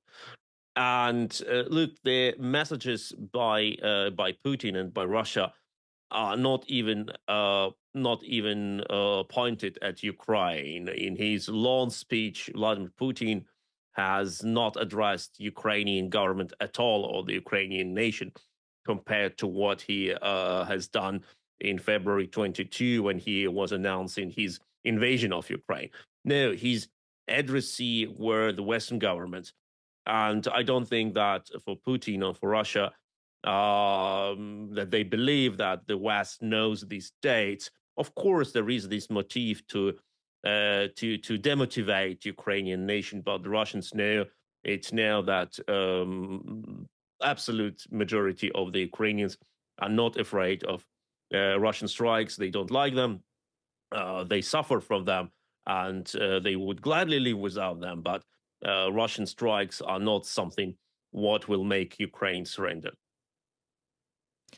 And maybe this strike will move the escalation ladder up, and we will have talks about Tomahawk missiles from the United States and some anti-missile defense complexes, maybe more Patriot air defense complexes, because this is crossing all the barriers, all red lines possible. It's the first ever strike on a city, yes, with an empty warhead, but of such kind of a missile on a civilian object. Well, the Western leaders must finally recognize, not understand, but really truly recognize that the only way of provide Ukraine with stable and efficient air defense and missile defense is to strike Russian launching platforms. And it's not only about protecting Ukraine, it's also protecting the territory of the Western countries, as Putin and Russia clearly pronounced Western targets, Western military bases, and Western cities as their targets. You cannot shoot down every missile, every projectile from the air. And for the case, if Russia suddenly decides to send a nuclear warhead, the chance of missing this warhead exists, and the risks of what happens if this warhead will be missed by an anti-missile, by an interceptor missile, are incredibly severe. So the only way to guarantee the protection of Ukrainian sky and the Western sky is to destroy Russia's launching capacities, to provide Ukraine with long-range missiles which can destroy Russian strategic bombers and strategic missiles, and that is the only way to remove this danger, because we see that there is no way to achieve any sort of compromise with Russia. Any attempt by the West to agree on something ended with another escalation started from Russia, because Russia knows that the Western politicians can be threatened, they can be blackmailed. That's what Russia is doing, and the only language Russia understands is the language of force and military capacities. If you can destroy these launching pads, you may be sure that these missiles will not be launched. As soon as you start talking, we don't want to cross Vladimir Putin's red lines, it is already the point when Putin understands, okay, I can act here without any problem, and I will not stop here, so I better act here where I have been effectively granted freedom. And one more striking resemblance is of the Stalinist regime and the current Kremlin leader about the genocidal policy considering Ukraine. And we will have on November 23rd the Remembrance Day of the Holodomor genocide, the artificial hunger that the Soviet authorities under Stalin created in Ukraine and several other regions of the Soviet Union to starve out all the population who could be protesting against their policies and who can be independent seeking. And right now we have a similar genocide and ecocide in Ukraine, and even crimes against children with their mass kidnapping and trying to impose different identity on them, which falls under the Genocide Convention. Why is that the Kremlin methods and the Kremlin goals do not change even almost in 100 years? Well, for both the Stalinist Soviet Union and Putin's Russia, the very existence of independent Ukrainian nation, or even of Ukrainian nation which understands its unique cultural and historical way, is a threat. So genocide is a logical answer for this dictatorship and for this totalitarian approach. And different forms of genocide are being taken. Like Stalin focused on Holodomor, death by starvation, but also on purges, arrests of artists, historians, journalists, writers. Under later Soviet Union, there were KGB organized killings of Ukrainian poets and artists like Vasil Stus or Andrei Ivasyuk or Alina Gorska, or others. And now under Vladimir Putin, the same country, the same Moscow, uses in other ways, like kidnapping of children, mass removal of children, ecocide, but also hunts Ukrainian teachers, city mayors, writers, like we know the kidnapping of Volodymyr Vakulenko in Izum in 22, or mass killing of numerous Ukrainian city mayors during the first months of Russian occupation. And we know also that other ways of erasing Ukrainian identity are being imposed, like people don't get medical treatment on Russia-occupied territories as long as they don't present their newly achieved Russian passport, or as people have not been saved from a flood in Kakhovka, water reservoir destruction catastrophe, when Russian army has destroyed the water reservoir dam. And in many villages, there are evidences that Russian troops rejected providing boats for people who were trying to save themselves on the roofs of their houses, as long as they didn't present them their Russian passports. So they left Ukrainians to die. It's an approach which we see is the same since over 100 years, and it takes slightly different forms, but the goal is the same: to erase the Ukrainian nation and to totally digest, totally reprogram the mentality of those who remain. Yes, indeed, the changing of identity, kidnapping of children, forceful displacement or murder of a certain ethnicity or a nation falls under the Genocide Convention, the crime of genocide, and I hope that in the years to come, the world will recognize and study these crimes. Maybe you have some more final remarks on our interview you want to make, and we will finalize it.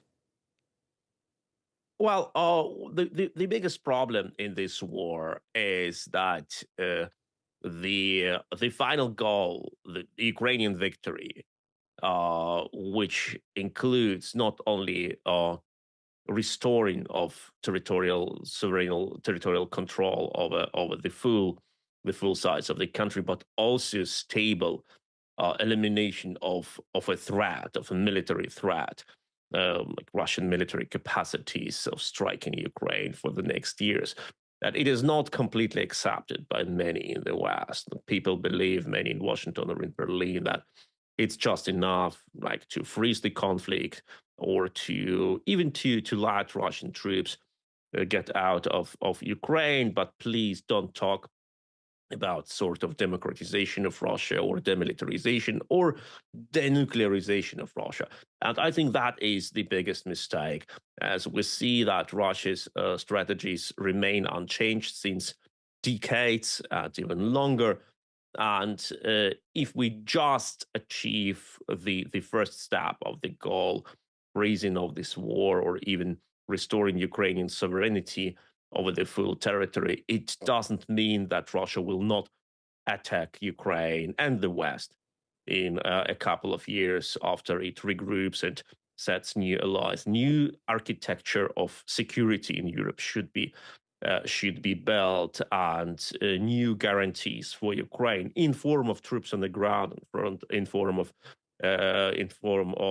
increasing of Ukrainian strike capacities, etc., should be achieved. Otherwise, we will be in this war with different intensity for the next decade or longer. That is quite not a very optimistic prognosis, but we will hope for the better. Thank you very much, Mr. Sumleny, for this interview of yours in our studio today. Have a nice evening. And that was it for today. The war continues. Like, subscribe, and share this content, because your support matters now as never before. Stay safe and support the truth. Goodbye.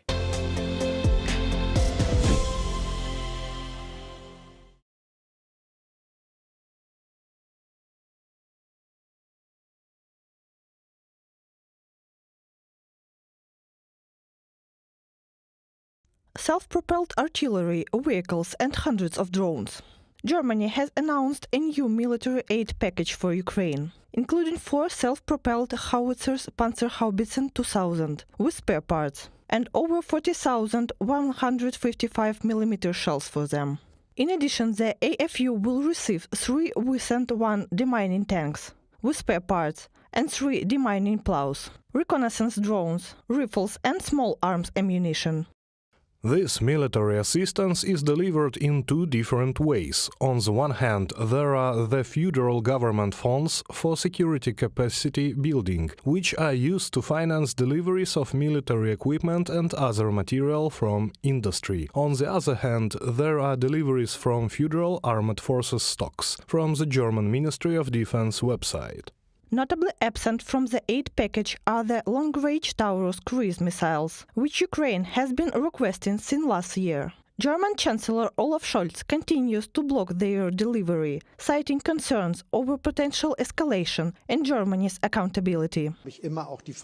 I've been very clear about why I don't support the delivery of Taurus cruise missiles. They could only be used if we share responsibility for the final targets. That's a responsibility I cannot and will not assume. At the same time, we have provided powerful weapons, artillery and rocket systems that are not intended for deep penetration into Russian territory.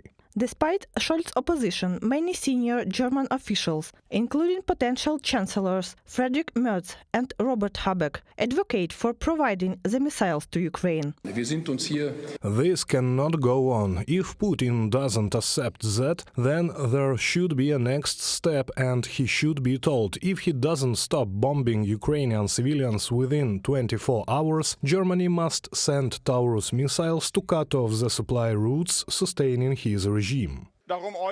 The answer is yes. However, arms deliveries have always been among the most difficult decisions to make under government responsibility. Support for the Taurus missiles is also strong among German lawmakers. The majority of current members of parliament in Germany, and even part of the German government, except Chancellor Schultz, are supportive. We want to be in line with our closest allies, but their position has changed, so should, I think, also the German position. Next week, the German parliament will again consider the proposal to deliver Taurus cruise missiles to Ukraine. The Free Democratic Party is set to bring the initiative to a vote.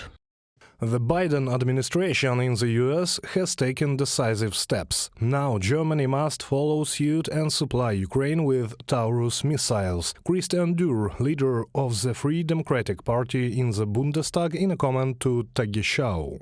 As Germany debates the Taurus issue, Ukraine is preparing to deploy so-called mini-Taurus drones. These kamikaze drones use artificial intelligence for navigation and can stay on course even if communication is disrupted. Germany is committed to supply Ukraine with 4,000 of these advanced strike drones, according to German Federal Minister of Defense Boris Pistorius. Reported by Basun Katerina Valeria Nikipelova, UATV News.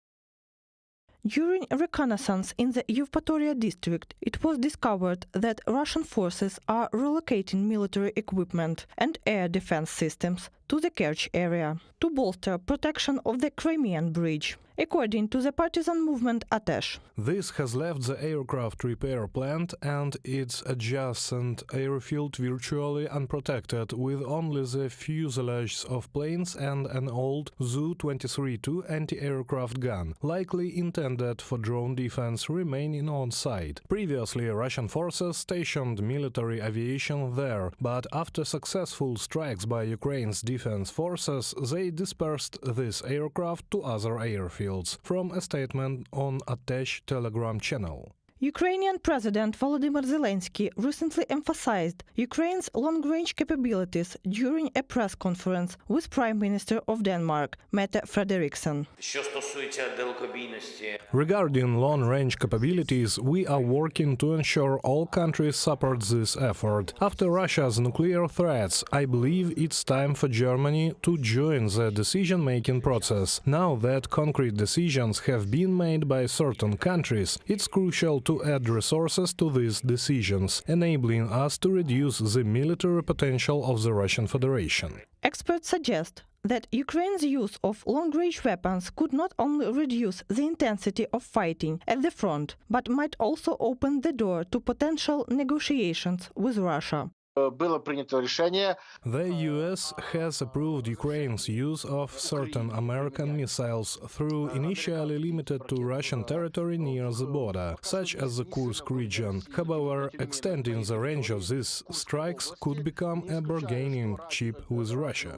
In response to the US decision to allow Ukraine to use long-range weapons on Russian soil, Russian President Vladimir Putin signed a decree revising the country's nuclear doctrine. Under the new policy, Russia could theoretically justify a nuclear strike in response to aggression from a non-nuclear state, supported by a nuclear-armed ally. Despite this, analysts are skeptical about Russia resorting to a nuclear weapon. It's highly unlikely Russia will use nuclear weapons, even tactical ones, as it would completely change the nature of the conflict and involve actors far beyond Ukraine. I believe that if we look at the terms being discussed, such as prohibiting military exercises near Russia's borders or even banning the use of drones in Russian or Belarusian airspace, it seems clear. Yet, at the same time, Ukraine continues operations in the Kursk region, and we see no significant response from Russia. This suggests that all of this might just be a bluff. The Pentagon has reiterated that there is no evidence of Russia preparing to use nuclear weapons against Ukraine. We don't have any indications that Russia is preparing to use a nuclear weapon within Ukraine, and we don't see any changes that need to be made to our own nuclear posture as well. Sabrina Singh, Deputy Pentagon Press Secretary.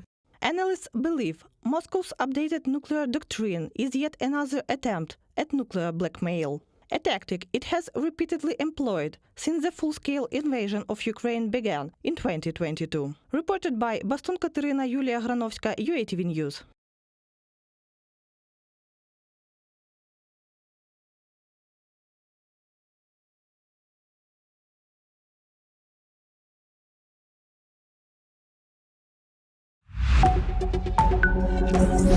In Odessa, 10 people, including medics, policemen and ordinary civilians, died